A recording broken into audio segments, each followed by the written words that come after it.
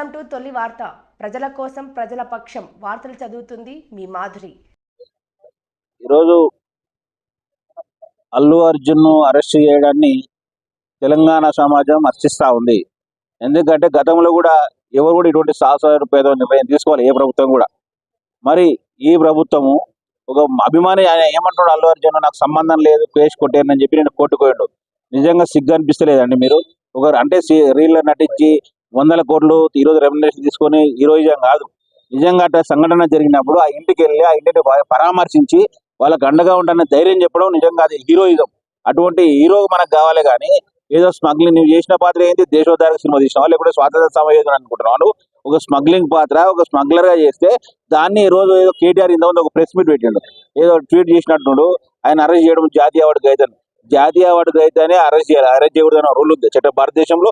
ఇంతకంటే గొప్ప cinema JBM తీసిండు, దానికి అవార్డు రాలేదు. దానికి ఎవరు కారణం? నీకు అవార్డు ఎట్లకెళ్ళి వచ్చింది? ఎన్ని లాబింగ్ చేసి అవార్డు వచ్చింది ఈరోజు తెలంగాణ ప్రజలకు, భారతదేశంలో అంతా తెలుసు. కాబట్టి భవిష్యత్తులో ఇటువంటి పునరావృతం కాకూడదనే ఉద్దేశంతో ఈరోజు తెలంగాణ పోలీసులు ఇటువంటి చర్యలు చేపట్టిండ్రు. నిజంగా మొదటి రోజు 100 కోట్లు పెట్టిన సినిమాలు తీసిండ్రు. 1200 రూపాయలు ప్రీమియర్ షో పెట్టడమే ఒక పెద్ద తప్పు, 1000 రూపాయలు పెట్టడం ఒక పెద్ద తప్పు, 350 రూపాయలు పెట్టడం మూడో రోజు ఇంకో తప్పు.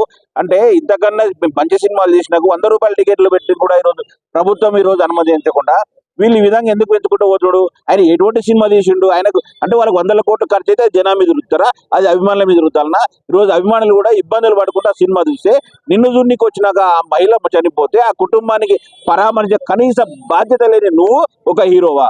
ఇటువంటి అందుకే చెప్తా ఉన్నా, ఎవరు చేసినా తప్పని తెలంగాణ ప్రభుత్వం ఈరోజు కఠిన చర్యలకు పూనుకుంది. ఆయన సినిమాలు అనుకోవచ్చు, నేను స్మగ్లింగ్ చేసిన, ఎవడు 100 కోట్లు సంపాదించిన షెకావత్ అంటూ అరెస్ట్ చేయాలనుకోవచ్చు. కానీ ఈరోజు రియల్ పోలీసులు, హైదరాబాద్ పోలీసులు, చిక్కడపల్లి పోలీసులు ఆయన అరెస్ట్ చేసిర్రు.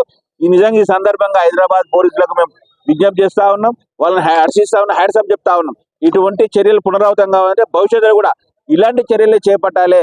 నిజంగా ఆ కుటుంబం ఎంతో మనోవేదనకు గురైందో, ఇప్పుడు అల్లు అర్జున్ 4 రోజులు జైల్లో ఉంటే అల్లు అరవింద్ కానీ ఆ కుటుంబానికి ఎంత మనోవేదన ఉంటుందో అప్పుడు అర్థమవుతుంది. సామాన్యునికి ఒక రీతి, ఈ రోజు ఉన్నవారు కనుక ఒక రీతి కాదు, అందరికి ఒకటే విధంగా న్యాయం జరగాలన్నదే తెలంగాణ ప్రభుత్వ లక్ష్యం, ఈరోజు ముఖ్యమంత్రి గారి లక్ష్యం. కాబట్టి ఖచ్చితంగా ఆ దిశగా తెలంగాణ ప్రభుత్వం కృషి చేస్తూ ఉంది. భవిష్యత్తులో ఇటువంటి పునరావృతం కాకుండా ఉండాలంటే ఇటువంటి పోలీసులు తీసుకున్న చర్య ఈరోజు మంచి చర్య అని చెప్పి మేము భావిస్తా ఉన్నాం.